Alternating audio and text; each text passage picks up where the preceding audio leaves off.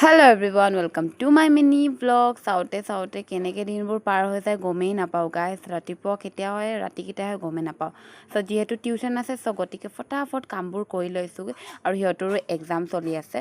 চ' আহিলে তাই আৰু আমাৰ মেকুৰীজনী চাব পাৰিছে নহয় তাৰ ফেভৰেট প্লেচ বেগ মানে বেগৰ ওপৰত বহি বহুত বেছি ভাল পায় মানে কিহে জানো সিহে জানে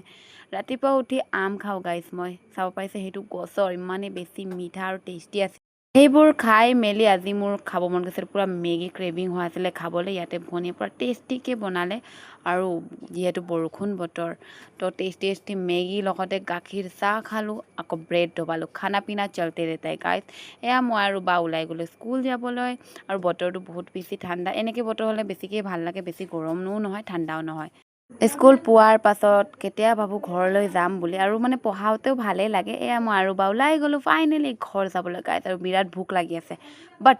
মোক ভাত খাব মন যোৱা নাই আম গাইজ মানে আজিকালি দিনে ৰাতিপুৱা আমেই আম মানে এনি টাইম মোক আম খোৱা চাই পাব